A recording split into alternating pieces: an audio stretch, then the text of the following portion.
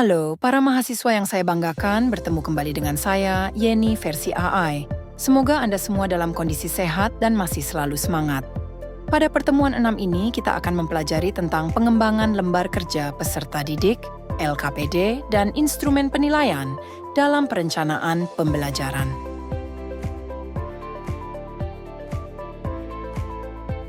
LKPD merupakan bagian dari penilaian proses. Dalam melakukan penilaian, memerlukan instrumen sebagai alat pengukuran. Penilaian merupakan bagian dari perencanaan pembelajaran yang menunjang ketercapaian tujuan pembelajaran.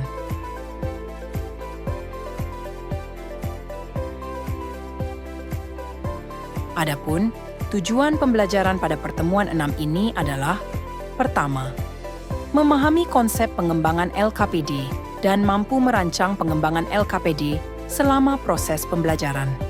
Kedua, mampu merancang pengembangan evaluasi pembelajaran sesuai kurikulum Merdeka. Apa yang Anda pahami tentang LKPD? Menurut Kementerian Pendidikan, Kebudayaan, Riset, dan Teknologi, Kemendikbudristek, lembar kerja peserta didik, LKPD, adalah bahan ajar berbentuk lembaran yang digunakan oleh peserta didik untuk memandu kegiatan belajar mengajar. LKPD dirancang untuk membantu peserta didik dalam mengerjakan tugas-tugas yang terkait dengan materi pelajaran, baik secara individu maupun kelompok. LKPD biasanya berisi langkah-langkah yang harus dilakukan peserta didik, soal-soal latihan, dan informasi pendukung yang membantu mereka memahami konsep yang dipelajari. Fungsi dan manfaat LKPD.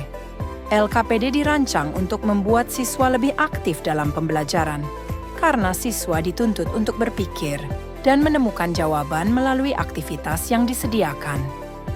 Dengan LKPD, siswa dapat memahami materi secara lebih mendalam karena mereka langsung terlibat dalam proses pembelajaran. Melalui soal dan tugas yang memerlukan analisis, LKPD mendorong siswa untuk berpikir kritis dan kreatif. LKPD memudahkan guru untuk mengevaluasi sejauh mana siswa memahami materi yang telah diajarkan.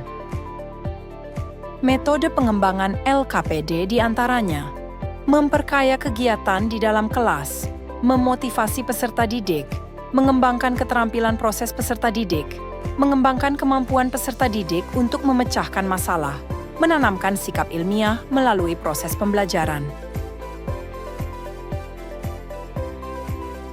Unsur-unsur yang harus ada dalam LKPD. Pertama, judul. Judul harus mencerminkan isi dan tujuan dari LKPD. Judul yang baik memberikan gambaran umum tentang apa yang akan dipelajari oleh siswa. Kedua, petunjuk penggunaan. Petunjuk penggunaan berisi langkah-langkah yang harus dilakukan siswa untuk menyelesaikan tugas-tugas dalam LKPD. Ini termasuk penjelasan tentang bagaimana mengerjakan soal, menggunakan alat bantu, atau melakukan eksperimen jika diperlukan. Ketiga, alat dan bahan. Daftar alat dan bahan diperlukan untuk melaksanakan eksperimen atau tugas yang membutuhkan peralatan tertentu. Ini memastikan siswa siap dengan semua yang dibutuhkan sebelum memulai aktivitas. Keempat, tujuan pembelajaran. Tujuan pembelajaran menjelaskan kompetensi atau keterampilan yang harus dicapai siswa setelah menggunakan LKPD. Tujuan ini harus jelas dan terukur. Kelima, langkah-langkah kerja. Langkah-langkah kerja memberikan panduan rinci tentang prosedur atau urutan yang harus diikuti oleh siswa untuk menyelesaikan tugas atau soal. Ini sangat penting dalam LKPD yang melibatkan eksperimen atau proyek. Apa yang Anda pahami tentang konsep dasar penilaian? Penilaian, evaluation, merupakan kegiatan yang dilakukan oleh guru untuk memperoleh informasi secara objektif, berkelanjutan, dan menyeluruh tentang proses dan hasil belajar yang dicapai siswa, yang hasilnya digunakan sebagai dasar untuk menentukan perlakuan selanjutnya.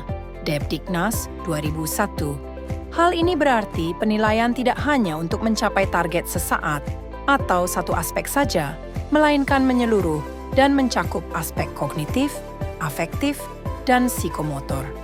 Dengan demikian, penilaian adalah proses memberikan atau menentukan terhadap hasil belajar tertentu berdasarkan suatu kriteria tertentu.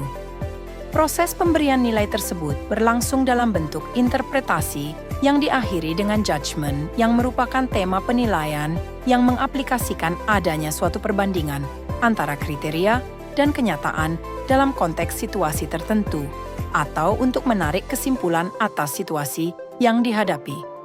Lantas, bagaimana prinsip penilaian pembelajaran? Objektif berarti penilaian berbasis pada standar dan tidak dipengaruhi faktor subjektivitas penilai. Terpadu berarti penilaian oleh pendidik dilakukan secara terencana, menyatu dengan kegiatan pembelajaran, dan berkesinambungan ekonomis.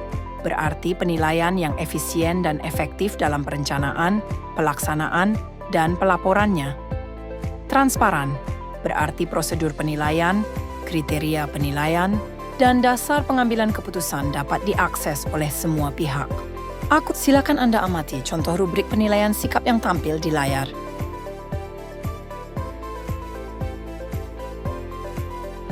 Kemudian amati contoh rubrik penilaian keterampilan.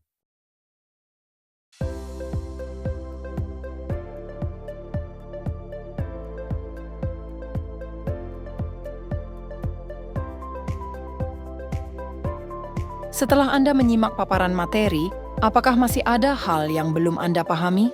Jika masih ada, tentu saja baik untuk ditindaklanjuti dengan sesi diskusi. Terima kasih telah menyimak video sampai selesai. Sampai jumpa pada pertemuan dan materi selanjutnya.